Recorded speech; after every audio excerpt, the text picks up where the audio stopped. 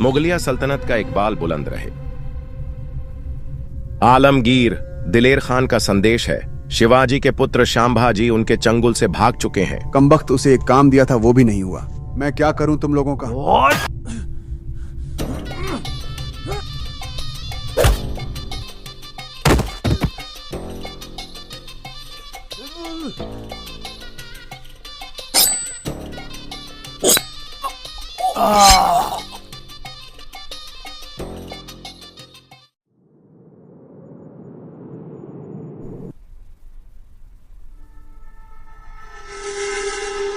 महाराज, संभाजी ने तो अपना रास्ता चुन लिया है। क्या आपने मराठा साम्राज्य के आने वाले दिनों के बारे में कुछ सोचा? मेरा मतलब अब समय आ गया है कि राजा राम को भावी उत्तराधिकारी घोषित कर दिया जाए। सोयराबाई की यह बात सुनकर वहां बैठे अन्नाजी दत्तो, जो छत्रपति शिवाजी महाराज के अष्टप्रधान मंडल में सचिव मुख्य सचिव है, उन्होंने भी उनकी बात का समर्थन किया, क्योंकि ये अब मौके का फायदा उठाकर अपनी पुरानी दुश्मनी संभाजी से निकालना चाहते थे। शिवाजी की नजरें कठोर हो जाती हैं। वे कुछ कहने ही वाले होते हैं कि दरबार का एक सिपाही अंदर भागता हुआ आता है। महाराज, एक गुप्त संदेश आया है। राजकुमार संभाजी मुगलों की चंगुल से भागकर सुरक्षित पन्हाला किले आ चुके हैं और अब वो रायगढ़ आने की तैयारी कर रहे हैं। उनसे कहो कि यहाँ आने की कोई जरूरत नहीं है।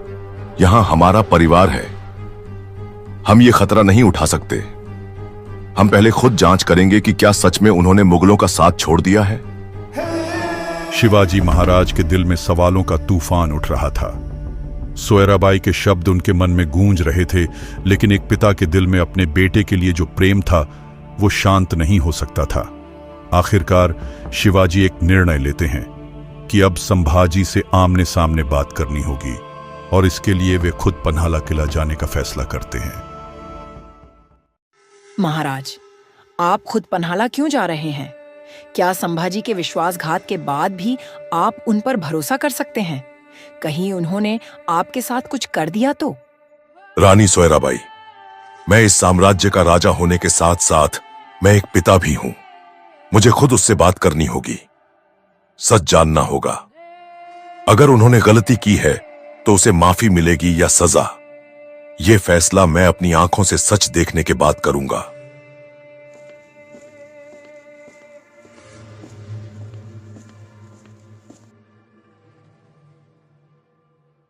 रास्ता कठिन था, लेकिन शिवाजी के मन में जो द्वंद्व था वो उससे भी कठिन था। एक ओर अपने बेटे का दर्द, दूसरी ओर मराठा साम्राज्य का भविष्य। शिवाजी का हर कदम एक बड़े निर्णय की ओर बढ़ रहा था। शिवाजी महाराज अपने घोड़े से उतरकर अपने बेटे संभाजी से मिलने उनके सामने जाते हैं।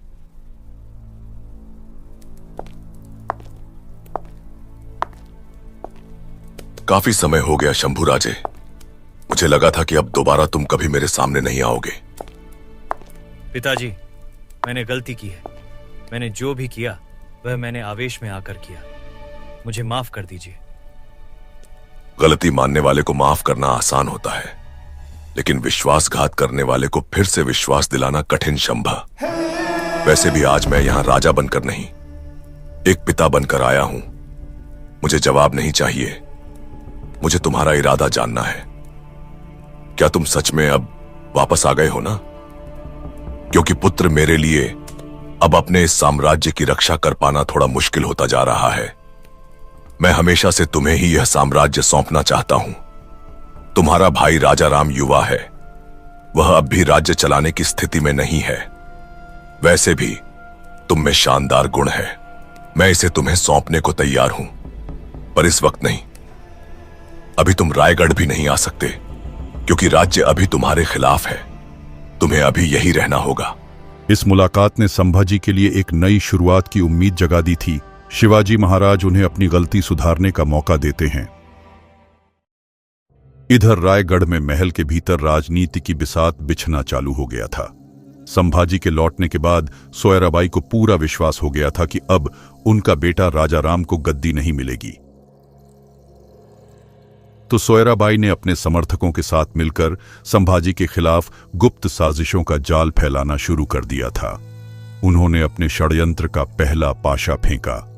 संभाजी की अनुपस्थिति का मौका देखकर सोयराबाई ने शिवाजी से कहकर अपने 10 साल के पुत्र राजाराम का विवाह मराठा सेनापति की पुत्री जानकी बाई से करवा दिया। विवाह के कुछ सप्ताह बाद शिवाजी महाराज की तबीयत अचानक बिगड़ने लगी। तभी इस वक्त का फायदा उठाकर अन्नाजी दत्तो सोयराबाई को सुझाव देते हैं कि अगर किसी तरह शिवाजी की तबीयत थोड़ी सी और ज्यादा खराब हो जाए तो आपको राजा राम को गद्दी पर बैठाने में ज्यादा आसानी होगी, क्योंकि तत्काल में शंभा का विरोध है पूरे साम्राज्य में। तो फिलहाल तो सबके सामने आपका राजा राम ही है, और जैसे ही राजा राम एक बार गद्दी पर बैठ गया तब तो शंभू राजे को विद्रोह के अपराध में आजीवन कारागार की सजा में कैद कर देंगे। अन्नाजी ने महारानी सोयराबाई को अपनी दुर्भावनापूर्ण योजना में शामिल होने के लिए राजी कर लिया, और बदले में अन्नाजी ने मंत्रियों को शंभा के खिलाफ करके राजा राम को छत्रपति शिवाजी का उत्तराधिकारी घोषित करवा दिया।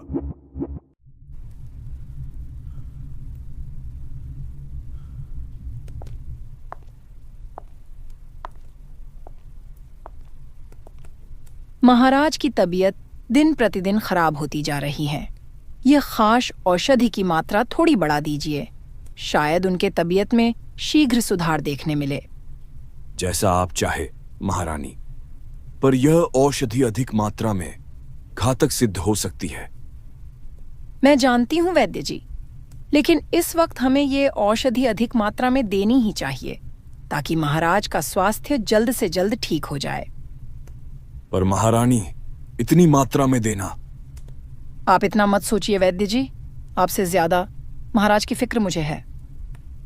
वैद्य संकोच करता है, लेकिन सोयराबाई की आंखों में दृढ़ता देखकर सिर झुका लेता है और शिवाजी महाराज के कक्ष में जाकर उन्हें यह औषधि का घूंट पिला देता है।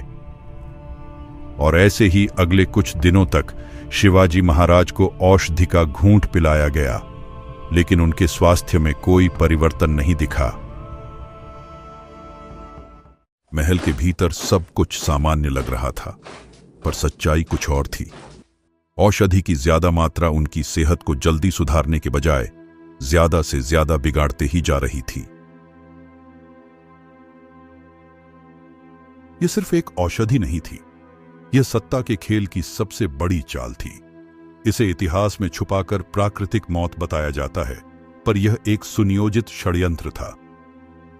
यह वह क्षण था जब शिवाजी महाराज की आंखें हमेशा के लिए बंद हो गईं। इतिहास में लिखा गया कि 3 अप्रैल 1680 को शिवाजी की तबीयत बहुत ज्यादा खराब होने की वजह से उनकी मृत्यु हो जाती है।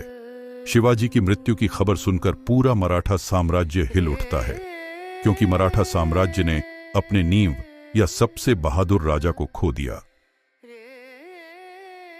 अब मराठा साम्राज्य के सूर्य छत्रपति शिवाजी महाराज इस दुनिया को छोड़ चुके थे। मुगलों के लिए यह खुशी की घड़ी थी।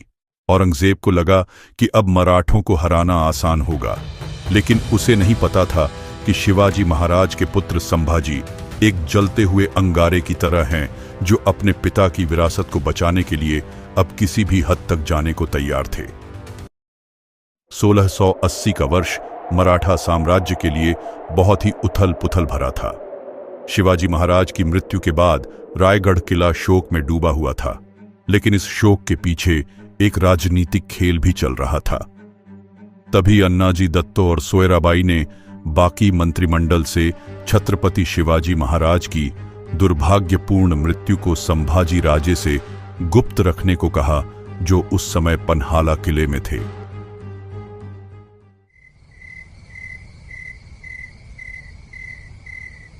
संभा तो कभी राजा बनने के योग्य ही नहीं है। अगर उसे गद्दी मिली तो वह सिर्फ युद्ध करेगा। इसीलिए मराठा साम्राज्य को एक समझदार राजा चाहिए, न कि एक विद्रोही।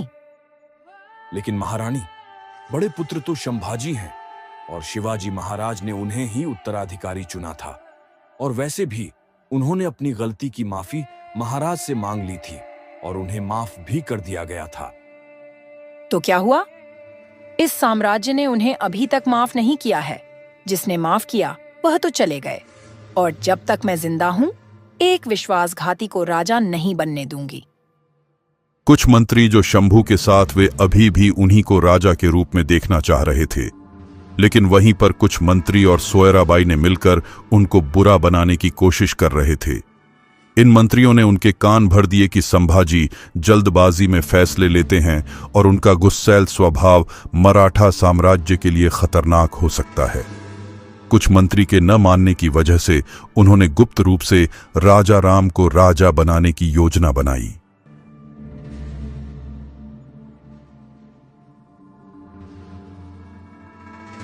संभा इस वक्त पन्हाला किले में है। अब वो कभी भी रायगढ़ आ सकता है। उससे पहले हमें कुछ करना होगा। हाँ महारानी जी, अगर संभाजी यहाँ आ गए तो फिर कभी राजा राम राजगद्दी पर नहीं बैठ पाएंगे। प्रधानमंत्री मंडल की तरफ से तुरंत पन्हाला ये संदेश भेजा जाए कि शिवाजी महाराज के आदेश अनुसार विद्रोह की सजा के रूप में कुछ दिनों तक संभाजी को कारागार में बंद रहना होगा। ये संदेश पन्हाला किला पहुंचता उससे पहले सोयराबाई का भाई यानी हम्बीर राव मोहिते अपने घोड़े से पन्हाला की ओर चल देते हैं। सुबह का किरण निकलने में कुछ ही घंटे बाकी है। संभाजी अपने कक्ष में विचारों में डूबे थे। इधर मामा हम्बीर राव भी पन्हाला पहुंच गए। हम्बीर राव मोहिते हांफते हुए अंदर आए कक्ष में प्रवेश करते हैं। युवराज, महाराज, शिवाजी राजे अब इस दुनिया में नहीं रहे। एक पल के लिए जैसे समय थम गया। संभाजी को अपने कानों पर विश्वास नहीं हुआ। संभाजी का चेहरा सख्त हो गया, मुट्ठियां भींच गईं, आंसू उनकी आंखों में तैरने लगे, लेकिन वो गिरे नहीं, क्योंकि गुस्सा भी आ रहा था। अगर बाबा नहीं रहे तो अब मराठा साम्राज्य की तलवार मैं उठाऊंगा। अपने पिता की मृत्यु की खबर सुनते ही संभाजी महाराज रायगढ़ किले के लिए निकलने की तैयारी करते हैं। संभाजी अपनी सेना के साथ घोड़े पर बैठकर निकल ही रहे होते हैं, तभी अचानक उनके सामने पेशवाओं की कुछ सेना सामने आ जाती है और उनको शिवाजी का झूठा हुक्म बोलकर बंदी बनने को बोलती है। जवाब में संभाजी बोलते हैं, ये सब झूठ है। सबसे पहले तो मुझसे मेरे पिता की मृत्यु को छुपाया गया और अब उनके नाम पर मुझे बंदी बनाया जा रहा है, वो भी सिर्फ इसीलिए कि मुझे राजगद्दी न मिले। मुझे सब पता है तुम लोगों का ये षड्यंत्र। तभी संभाजी के इशारा करते ही उनकी सेना ने बिजली की गति से धावा बोल दिया और पेशवाओं की सेना को बंदी बना लिया गया।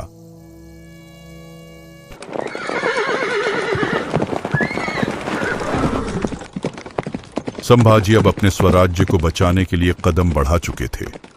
पिता की मृत्यु, विश्वासघात और षड्यंत्र सब कुछ उनके सामने था, इसीलिए अब पीछे हटने का कोई सवाल ही नहीं था। राज दरबार में सोयराबाई और उनके समर्थक मौजूद हैं। दरबार में शाही निर्णय की घोषणा होने ही वाली है। इधर किले में संभाजी और उनकी सेना भी पहुंच ही चुकी है।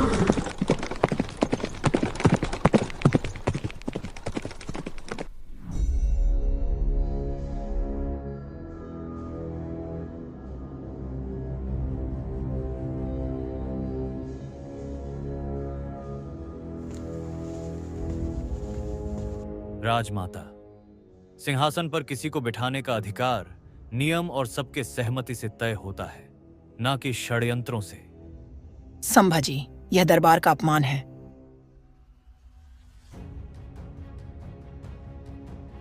हिंदवी स्वराज्य शिवाजी महाराज का सपना था, जिसे मैं पूरा करूंगा। याद हो आपको तो, जिस समय आपको राजमाता का पद मिला था, उसी समय बाबा साहेब ने हमें भावी उत्तराधिकारी घोषित किया था। संभाजी महाराज, आप ही स्वराज्य के असली उत्तराधिकारी हैं और इस वक्त इस स्वराज्य को एक समझदार और योग्यतापूर्ण राजा की जरूरत है और आपसे बेहतर फिलहाल यहां कोई नहीं। उस समय संभाजी की आंखों में पहली बार गुस्से की जगह भावुकता झलकती है। दरबार में धीरे धीरे सभी मंत्री, सैनिक और दरबारी उनके समर्थन में खड़े हो जाते हैं। छत्रपति संभाजी महाराज की जय जय जय जय जय जय जय जय जय जय जय जय जय जय। संभाजी सिंहासन की ओर देखते हैं।